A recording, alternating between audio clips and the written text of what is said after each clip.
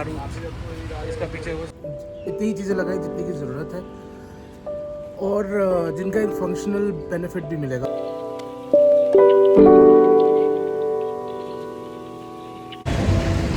तो hello guys, हम आ चुके हैं आज गुप्ता बाइकिंग एक्सेसरीज़, तीनों बाइकों में एक्सेसरीज़ लगवाने। फ़िलहाल तो बाइकें तीनों खड़ी है, काम चल रहा है, काफ़ी देर का काम लगेगा, तो ऑलमोस्ट पूरा दिन ही जाएगा क्योंकि 3 बाइकें भी हैं। मैं आपको बाइकें दिखा देता हूँ कहाँ कहाँ तक क्या क्या हुआ है। तो ये खड़ी है अपनी एरावत, इस पर अभी तक काम कुछ शुरू नहीं हुआ है। ये बैठे अपने त्रिभुवन भाई, ये खड़ी है अपनी गरोड़ा, इस पर चल रहा है काम। ये सामने इसका क्रैश गार्ड लग गया है और सारे स्टे भी लग रहे हैं। ये अपने हिमांशु भाई खड़े, नाम भी बता दो तुम्हारा, तो गाड़ियों का नाम तो बता ही रहे, तुम्हारा नाम बताओ। अरे अनमोल, ये अनमोल जी है, ये सीनियर यहाँ पे टेक्नीशियन है, सबको गाइड भी कर रहे हैं, खुद भी कर रहे हैं। ये फ्री नहीं हो पाते, इनको सब पकड़ लेते हैं। और ये खड़ी है अपनी मारुति, इसका पीछे वो साइड स्टे लग गया, वो सब दिखाता हूँ मैं आपको। इंजन गार्ड लग गया,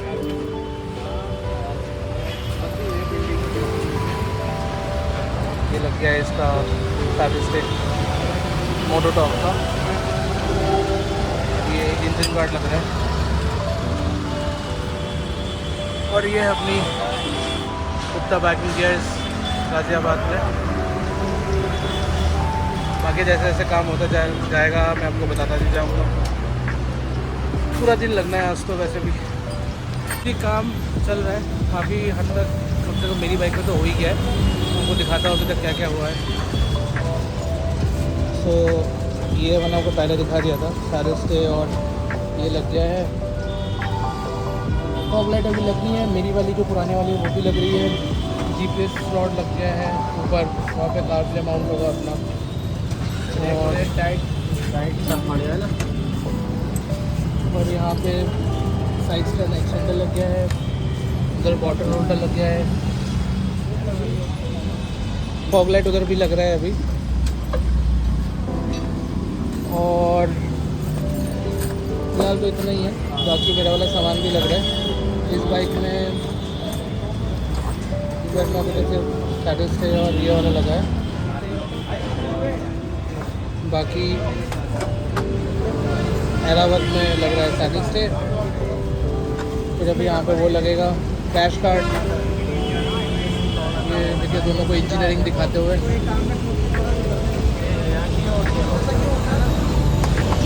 और पहले भी बताया था शायद मैंने आपको, पर है मैं गुप्ता बाइकिंग गियर्स में तो बस काफ़ी वैरायटी ऑफ सामान है, तो आप अगर आना चाहो अपनी बाइक के लिए तो आ सकते हो। काफ़ी कंपनीज़ का सामान रखता है और काफ़ी अच्छे रेट पे भी उन्होंने लगाया है, मतलब एटलीस्ट करोल बाग से तो मुझे बेटर ही लगा। तो जी क्या हाल चाल है आप लोगों के, आए वो बढ़िया ही होंगे। सो बाइक ले ली और एक्सरसाइज नहीं करा है, ऐसा तो हो नहीं सकता। सो अब इससे पहले आपने देखा ही है कि हम गए थे गुप्ता बाइक गियर्स और हमने अपने बाइक में काफ़ी सारी एक्सरसाइज कराई। सो बेसिकली हमको ज़्यादा कुछ कराना नहीं पड़ा क्योंकि बहुत सारी चीज़ें तो पहले ही हमारे हंटर में थी। इसके अलावा हमने क्या क्या कराया है चलिए आपको दिखाते हैं। तो ये खड़ी अपनी हिमालयन अपने पीछे, अपनी मारुति। इससे पहले मैं आपको एक्सप्लेन करके बताऊँ कि मैंने क्या क्या चीज़ें लगवाई है अपनी बाइक में, और जो कि मेरे हिसाब से टूरिंग के लिए बहुत एसेंशियल था। मैंने ज़्यादा लोड नहीं करवाई जितनी मैंने अपने हंटर को करवा रखी थी, पर हाँ इतनी ही चीज़ें लगाई जितनी की ज़रूरत है और जिनका एक फंक्शनल बेनिफिट भी मिलेगा मुझे लॉन्ग राइड्स पे भी, शॉर्ट राइड्स पे भी, कहीं पे भी। तो इससे पहले कि मैं शुरू करूँ आप देखिए कुछ शॉर्ट्स।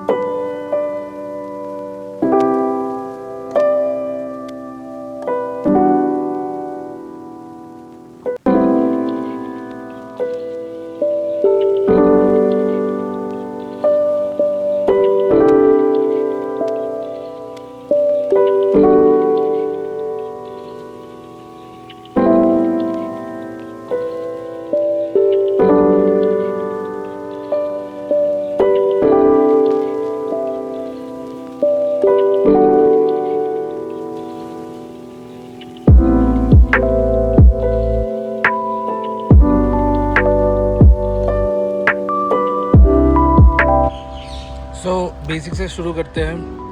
ये लगे हैं क्रैश गार्ड। बेसिक से मेरा मतलब था सेफ्टी के लिए जो भी चीज़ें लगी है। ये आपका क्रैश गार्ड है, ये मोटोटॉक की तरफ से है और बेसिकली खासियत ये है। सो मेरे पास दो ऑप्शंस थे, जाना या मोटोटॉक। मैं मोटोटॉक के साथ इसलिए गया क्योंकि ये इसके साथ रोलर्स भी थे, जो कि एक बहुत एसेंशियल चीज़ है बाइक को फॉल से प्रोटेक्ट करने के लिए। सो मुझे काफ़ी बेनिफिशियल लगा। दूसरी बात यह है, और ये खैर दोनों जाना और मोटोटॉक दोनों की ही चीज़ है, कि इंजन के जो माउंट्स है उस पर ये माउंट नहीं होते। सो ये एक बेनिफिट है मोटोटॉक के क्रैश गार्ड के साथ। दोनों साइड ही सेम सेटअप है जैसा कि आप देख सकते हैं। दूसरा हमने लगाया है हैंड गार्ड, जो कि ओरिजिनल OEM रॉयल एनफील्ड के ही है, और हैंड गार्ड्स के साथ लगा है हेडलाइट ग्रिल। ये भी OEM रॉयल एनफील्ड के ही है। मैं आपको ये भी बताऊंगा कि मैंने कौन कौन से पार्ट्स है जो कि अपने हंटर से रिटेन करे हैं। सो ये ऐसा कुछ लुक आ रहा है। जो मिनी ड्राइव्स है ये भी बेसिकली मेरे हंटर पे ही लगे थे, तो मुझे एक फॉग लाइट एक्स्ट्रा खरीदने की ज़रूरत नहीं पड़ी। उसके अलावा ये फॉग लाइट्स भी हंटर पे लगे थे, जो कि 8JG के 70 वाट्स है दोनों तरफ, और मेरे हिसाब से सफिशिएंट है। एक प्रॉब्लम ये है कि जो रॉयल एनफील्ड हिमालयन 450 का जो डिफ़ॉल्ट आपका हेडलाइट है वो इतनी रोशनी नहीं दे पाता।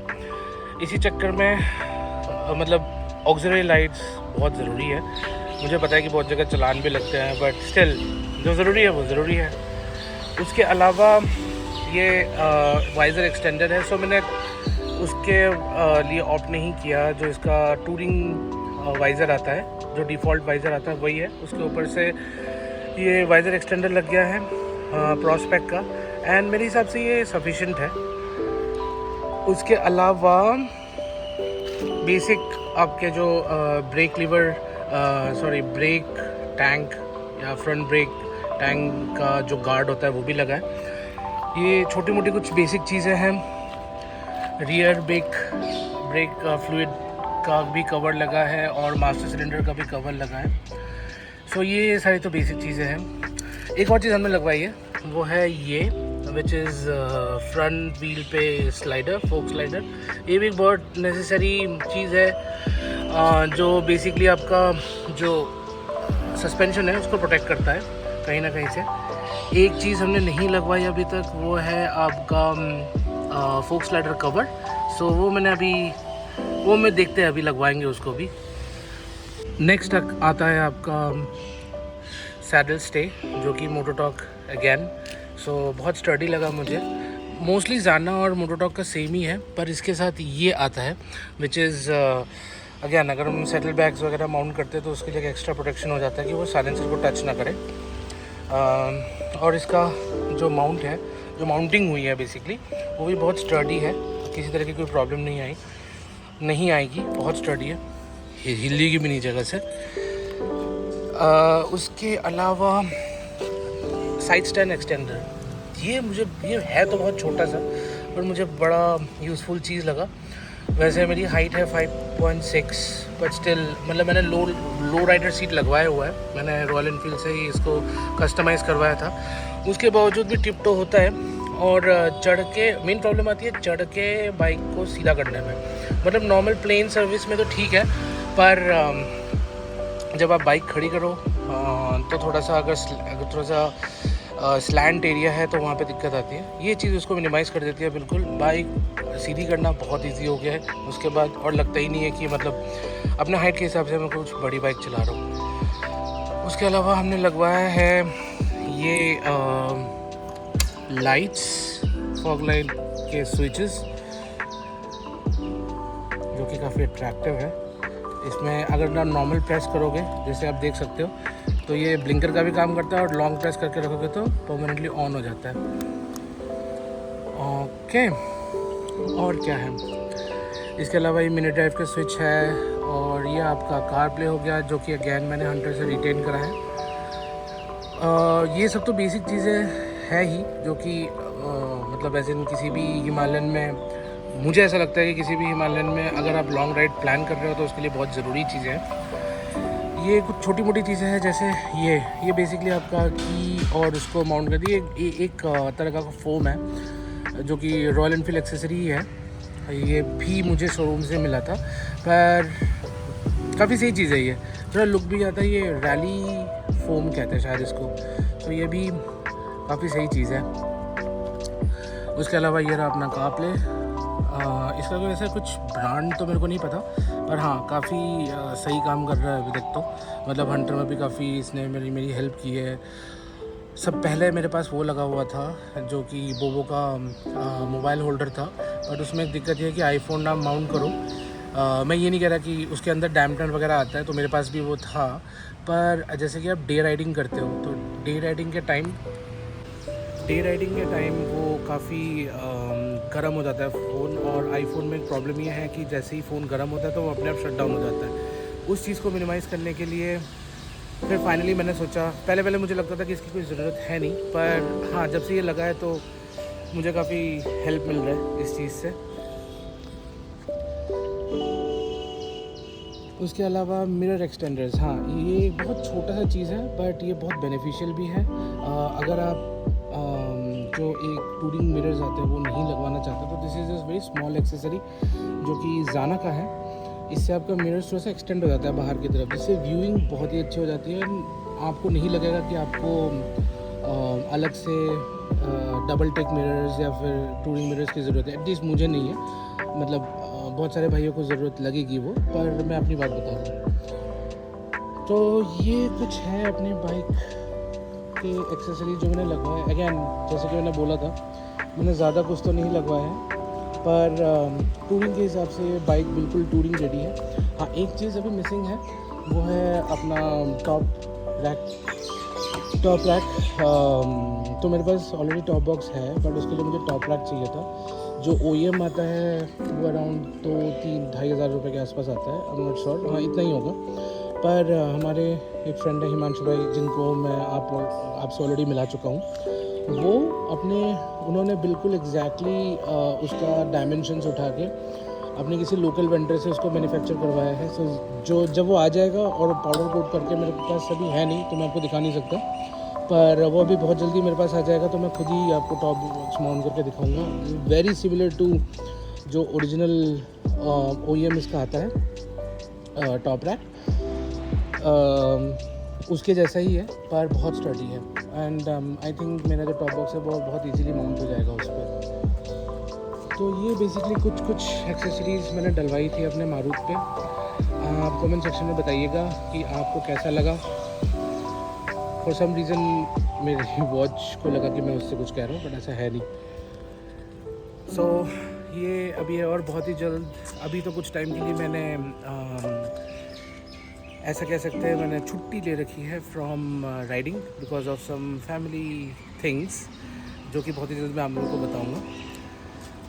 पर हाँ राइडिंग बहुत जल्दी शुरू होगी वापस से, और फिर मैं आपको दिखाऊंगा कि कैसे परफॉर्म करती है। जहाँ तक भी अभी मैं जहाँ तक भी गया था वहाँ तक तो मुझे लगा ही नहीं। फर्स्ट 500 किलोमीटर्स शोरूम वाले ऐसा कहते हैं कि 50 किलोमीटर्स के अंदर चला, बट ट्रस्ट मी, आप हिमालयन पे बैठो और आपको लगेगा ही नहीं कि आपको लगेगा कि आप मतलब थ्रॉटल किसी तरह से दबा दो।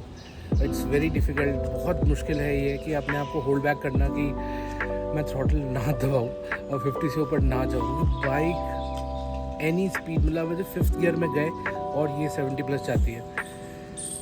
सो चलिए मिलते हैं फिर। सो ये आप बताइएगा आपको कैसा लगा मेरे मारुति पे मेरे एक्सेसरीज़, और आप कुछ सजेस्ट करना चाहते हैं तो प्लीज़ कमेंट सेक्शन में सजेस्ट कीजिएगा। बाकी प्लीज़ थोड़ा सा सपोर्ट कीजिए, लाइक सब्सक्राइब कीजिए, लाइक का बटन दबाइए, कमेंट्स कीजिए। इसी से हम लोग को, हम जैसे छोटे क्रिएटर्स को थोड़ी सी वो मिलती है। तो चलिए मिलते हैं नेक्स्ट ब्लॉग पे।